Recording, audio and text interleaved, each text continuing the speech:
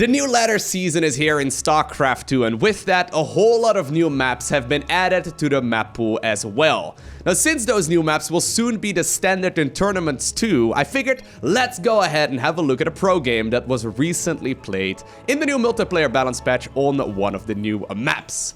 So spawning here in the bottom right hand corner of Winter's Gate LE and playing with the red SCVs from France, we're looking inside of the main base of Clem. And his opponent in the opposite corner with the blue Terran SCVs, likewise actually also from France, we have none other than MarineLord. Alrighty, now before we look at the actual game and before we talk about strategies and maybe a little bit more about both of these players, let's have a look at the map. So it's called Winter's Gate LE. Now, correct me if you think I'm wrong, but I feel like every ladder map pool over the last couple of years always had that one map that I personally absolutely love watching games on, but I don't really enjoy playing on it very much myself. And I think that in this ladder season, that's going to be Winter's Gate for me. I mean, I specifically selected this game because of all of these massive slow zones, and I always feel like it makes for some excellent Terran versus Terran, just because this matchup is so very similar to chess, and it's all about positioning. And I really do think that these slowing zones do make the matchup a little bit more exciting to watch, but usually, right, just because they're pretty much everywhere on this map, I find it very difficult to play on, and maybe that's just a lack of skill on my end, but I always feel like I have to adjust my strategy so much on a map like this. I have to really reconsider the way that I'm playing StarCraft 2 entirely, that I personally usually choose to just simply, well, veto those maps. Am I a bad guy for doing so? It's like, I don't know.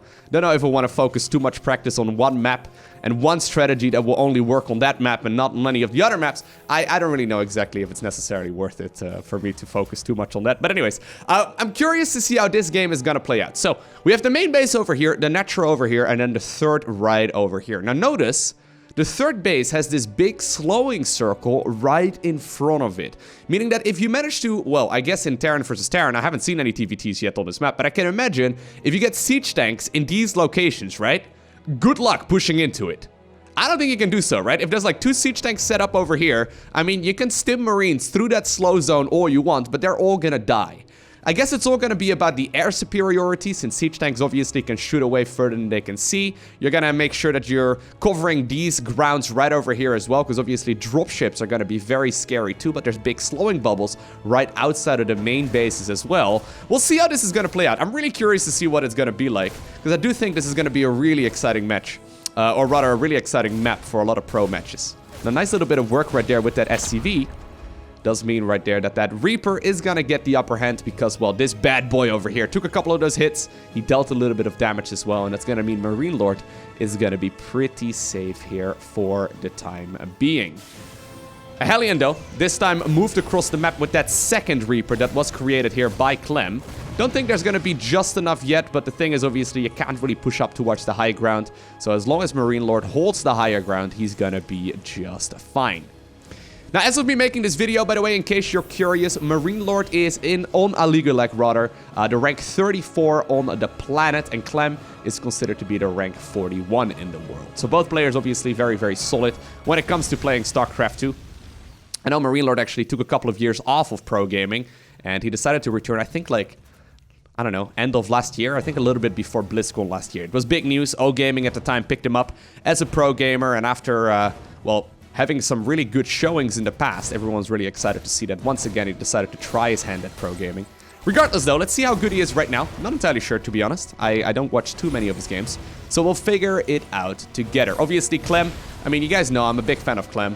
He started playing this game in high-level tournaments. Is that Cyclone driving backwards with that new skin? Whoa!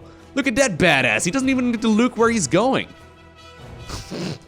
Anyways, I know Clem has been playing the game professionally, really at like a professional level, for a couple of years already, and he's currently 17 years old. He's continuously improving, one of those players you definitely want to keep an eye out on, because he's really, really good. And, well, I mean, at the age of 17 only, when you're still going to school full-time, obviously it's one of those names that you want to keep an eye out on, because there certainly is a chance that he's going to be, I don't know, the next Björn, right? I wouldn't be surprised if he's going to be the next Björn a couple years down the line with a little bit more practice and a little bit more time as well. Now, I had someone ask yesterday over at the live stream at Twitch, Loco, why do we never see Ravens? Well, we don't see a lot of Ravens in Terran versus Zerg. We see some Ravens in Terran versus Protoss, but there's a ton of Raven play nowadays in TVT. Since they added the interference matrix as an ability on the unit, it can basically shut down high-value targets. For example, in Terran vs. Terran, you can shut down a siege tank temporarily of your opponent, which is huge. I guess that might be a way of maybe pushing through these bubbles. But anyways, Ravens are very, very valuable right now in this matchup. I mean, maybe if like a third CC is set up over here and then a couple of siege tanks are set out right on top of, or in front of it, normally it would be very difficult to push through it, so maybe that would mean that this player that's spawning over here is going to put less defenses in this area because he knows the chances of them pushing through it is going to be small. So maybe then interference matrices can help out in that regard. We'll see what's going to happen here in a little bit. Obviously, they also have the anti-armor missile. They can basically make a unit that got the anti-armor missile on it, the orange paint, right? It could definitely... Ooh, nicely done there. It could definitely take a little bit more damage while the orange paint has been applied. So far, though, pretty good start here for both of the players. Much quicker third command center for Clem, but he's taking it inside of his main base as safety. And, well, while that Reaper apparently had a dream, it confirmed exactly what was going on. It's not going to be able to get too much done. So this is what I mean, right? Like, this is what is so interesting about this map. You have to continuously maneuver around these slow zones. I mean, in some cases, obviously, like this one, it doesn't matter too much, but you do kind of want to dodge them as much as possible. But this one siege tank over here should be able to hold the line, at least through the center attack path, quite comfortably. Now, there's another small ramp over here that I think we will see utilized quite a bit, and then also a ramp right over on this side that is also going to lead into the third. And then there's these rocks that can be shut down to create more of an opening to push into the base. I'm actually really curious. What do you guys think of the slow zones? Do you like them or do you not like them? I'm personally not entirely decided yet. I kind of... Okay, so hear me out. I kind of do like watching games on them, but I kind of feel like at some point in the game, they should be shut down. So I know that would create like a pretty interesting map dynamic, but what if, after like 10 or 15 minutes of in-game time, the inhibitor zone generators get shut down? Would that be interesting? I mean, that would make it a little bit more like Warcraft 3 maybe, with like, you know, the day and night cycle and all that. Maybe not quite, but I don't know. I would be interested in seeing that as a thing on the map. Regardless, apparently Clem wants to mount a bit of an assault right over here. Now, the high ground advantage certainly is not to be underestimated. There's a ton of Ravens over here as well. 3 Ravens on either side, so that's going to be more than enough. Now, keep in mind, siege tanks can shoot away further than they can see, so that air superiority is very critical. Having just an additional Viking over here will certainly make this a little bit easier. Clem now also reinforcing with a couple more of his own. He's looking for the angle. Ooh, nice Marine right there. That Marine is actually super critical, as MarineLord could right now maybe get into position. The siege tanks do manage to siege up. Interference matrices, though, being utilized. That means that these siege tanks are shut down. MarineLord did end up losing one of his own siege tanks as well, but I think this is going to be just fine as far as the defenses go. A couple of the auto turrets also being utilized. Both players trying to shut down as many of those Ravens as possible. Auto turret actually right there target firing down that Raven, and it does mean that both players actually end up losing their Ravens. And well, in the grand scheme of things, that certainly was a fight that I guess went in favor of Clem, but I don't really know exactly like if that was much better for him. Obviously, he did manage to you know, do a bunch of damage there. He ended up losing. The thing is, right, it's so weird because technically speaking, MarineLord at this point in the game has lost more resources, right? However, Clem lost all of his siege tanks, which actually does hurt quite a bit because that means right now the siege tank count is going to go in favor of MarineLord. Now, the supply count is not in favor of MarineLord, but it's one of those things that you cannot really judge the matchup by in Terran versus Terran. TVT is one of the matchups as well in StarCraft 2, and this is one of the reasons why I really enjoy watching it. You know how, for example, in Zerg versus Terran, right? Say the Terran player gets a 20 supply advantage. Oftentimes what we see is them shoving forward and going all in because it's going to be extremely hard for the Zerg player to hold. In Terran versus Terran, you can be maybe 40 or 50 supply behind, right? And you're going to be able to actually defend most incoming pushes with proper positioning and with proper knowledge of where your opponent's army is located, using siege tanks, liberators, Vikings, maybe even some missile turrets here and there as well, just for zoning purposes. It's a really cool style to play. Anyways, once again, Clem looking to get on the offensive here. Forcing the siege up right there by MarineLord, who just made his way past the safety of that bubble. Do you think it's time to shut down these rocks yet? I think it might be. A couple of Marines, though, are set up pretty much everywhere. They're mostly just hanging out in these locations to see if the opponent is moving in that direction. Scans obviously confirming exactly what's going on. Once again, siege tanks getting into a good spot. Marines do stim forward here. And actually, you know what? That was a really good move there by Clem. He moves away again. Catches his opponent just for a couple of seconds off guard. And that is going to be a couple of units dead. Looks like MarineLord right now, though, wants to secure a 4th base. The same can be said on the other side of the map. Clem already morphing that one into a planetary fortress. Building up some additional defenses right there on top of that command center. Now, obviously, yes, siege tanks can shoot further than they can see. And yes, Vikings are really critical and air dominance is really important. A scan achieves the same thing in many of these scenarios. If you have a scan, obviously, it's going to be very helpful. Once again, the Marines stimming forward. I don't think they're going to be able to get too much done here. I mean, that's a scary, scary Terran army. Well, hold that thought, actually. Since Clem is not even sieging up. Nah, it's going to be fine. He only sieged 1 tank there in the back. He is going to be able to deflect, once again, a group of those blue Marines. A lot of reinforcements right now coming up, though, here for MarineLord. Do you think it's time to add in some additional Ravens once again? I mean, both players do have the gas to maybe add 1 or 2 into the mix. I guess the priority right now is definitely on siege tanks and Vikings. The thing is, if you have more Vikings than your opponent, you can aid your own siege tanks more easily. So if you add in something that's not a Viking, obviously that means immediately that your siege tanks are going to be in trouble as well. But if you add too many Vikings, obviously the Marines are going to be a problem as well. Now here we go. Attempt to drop here into the main base. Looks like those thrusters on the medevac are still going to be quite helpful. Good positioning here though by MarineLord. Yeah, he's picking up all of those siege tanks with ease. The thing is though, even though they boosted through the inhibitor zone generators, the Marines are still going to town right now inside of that main base here of MarineLord. And he's certainly going to end up losing a couple of those SCVs. The medevacs, though, did get shut down, so eventually this drop will be cleaned up as well. But that was a nice move there for the young French Terran. At the same time, we do see Clem continuously harassing right over here as well, as the 5th base is now being tried to get up and running here for MarineLord. He's getting as much done as he possibly can. Once again, reinforcing siege tanks, though, should be enough.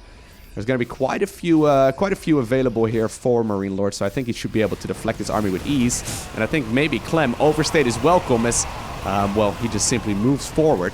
MarineLord, that is, and he cleans up all of those defenses as well. Man, I love this about TVT, though. It's such a slaughter fest at some point, right?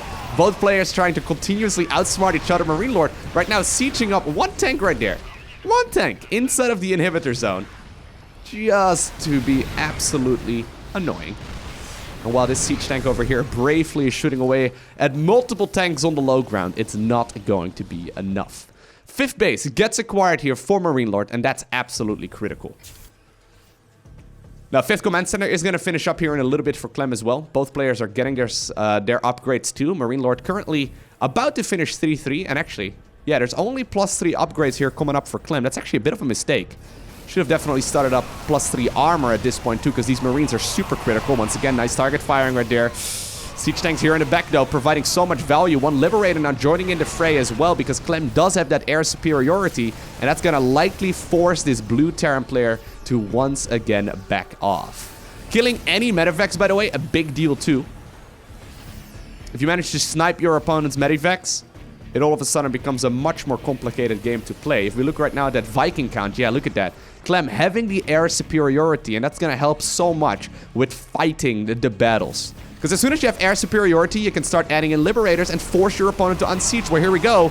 Liberator is going to set down its anti-ground zone over there as well. But I think that Clem went a little bit too far forward. The Marines of MarineLord in the front will be able to clean up most of those red Terran units. And once again, MarineLord is sharking around the map. 5th base being acquired here. 5th base already up and running for MarineLord. Both players trying to get as much value out of the units that they've got right now. Apparently, though, MarineLord is just giving up on the air dominance entirely.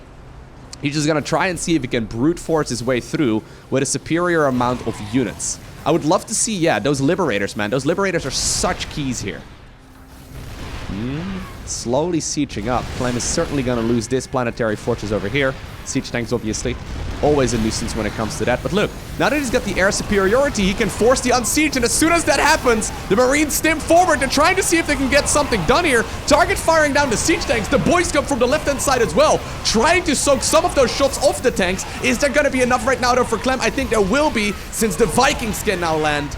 And the Liberators are joining in as well. 19 SCVs were sacrificed there for the greater good. Will that be enough? Clem right now smelling blood in the water. He wants to move across the map, but guess what? There is inhibitor zone slowing down the entire move. Those freaking inhibitor zones, man. I've got a love-hate relationship with him. Still, MarineLord heavily ahead right here when it comes to that supply count. But keep in mind, air superiority still in favor of Clem. Trying to get something done here. Once again, positional advantage here as well for the young French player. Manages to shut down a couple of those units. The high ground, though, very critical. Siege tanks, obviously, very nice. But once again, those Liberators, man. Those Liberators providing so much value.